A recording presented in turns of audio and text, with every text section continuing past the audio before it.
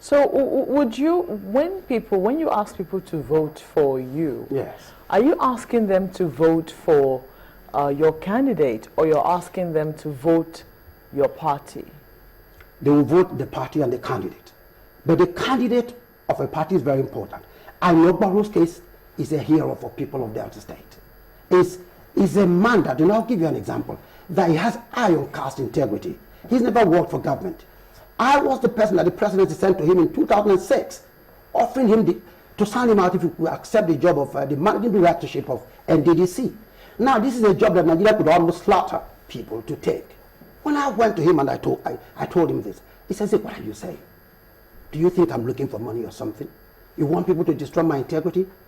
Listen, if I lose my integrity, I can't buy it $1 billion. Accepting to serve in a government capacity, yes, is losing integrity? Yes, and I'm very categorical in some places. You know the story of NDDC. Let's not, I mean, this is no place to pretend.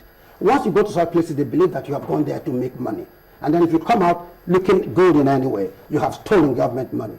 So if you even if you have made your money already before you get into yes, that's Nigeria. And even if you truly serve the people while you're there? I can tell you that you and I know very well that. You ask yourself, how many people have gone into government and come out unscathed? The man simply says... There are quite a number of people. The man simply says, well, the man simply says, I need to keep my integrity. I do not want any tinge. My purpose of going to Delta State to be governor is to bring about change. So he saw it as a form of bribe? No. Was that what he saw it as? No, he didn't see it as a form of bribe. He was grateful. But the simple fact is that Ogboru wants to remain who he is, without blemish.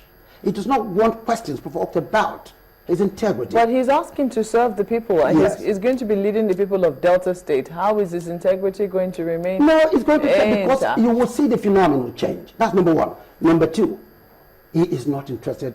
That's something that he's not interested in money. He lives in a silent code of courage and contentment. You go to let me give you an example. By 1989 in this country, he was just in his 30s. He was perhaps among the 5 biggest businessmen in this country. While his general managers and managers were driving brand new vehicles and all that, he drove a 504, a 505, sitting in front with his driver. Can't see your wristwatch. You go to his house, you just see 4 leather seats and a TV. That's the kind of simplicity that governs his life. So it's not carried on. If it's coming to Delta, it's coming to change our values and to give to make Delta what it ought to be. Because 16 years has been a sad story in Delta State. You know, if he was the offer he was made to be the manager of the NDDC would have given him room to serve Delta states in the Niger Delta region to ensure that there's improvement and development. Now he refused it and he's seeking to be governor of Delta State. Is it not status he's looking for? No, it's not about status. You see, if you're MD of NDDC, you are under some form of control, and a whole lot of things go on. Ogboru wants to come to Delta to where he is in charge, where he will be held accountable. And I am saying that if he serves 4 years, I'm not talking about 8 years, you and I will sit here again. You will congratulate me and tell me that the story of Delta is different from what it was. So why do you think... will build a model state, not only for Nigeria, but for Africa. I said that let it be... In 4 years. In 4 years. I keep saying it. Please mark it that history will hold me responsible for this. That Ogboru will build a model state for Africa, not Nigeria. So why do you think that he will win this time around? I know he will win. In 2011, I have no doubt in my mind. I have no doubt, the international observers, people that work the election in Delta State, with due respect to the governor that is there now, with utmost respect, I say that I have no doubt in my mind that the Delta State voted for Ogboru, both in the run election and the April 2011 election. Right now, you go to Delta State, go to every nook and cranny and ask about him. I mean, that's why I use the word. It's a wind of silent mystery. It's blowing. People know. They're talking about it. They know that it's come so close twice. That's why they say that this is their moment of decision, because they know that the man they have waited for these years is coming. And you see, his story inspires them. His story inspires them. Ogboru's story is very easy. Here was a young man that left Ogeli just with a HSC certificate, worked in a small fishery firm for 5 years.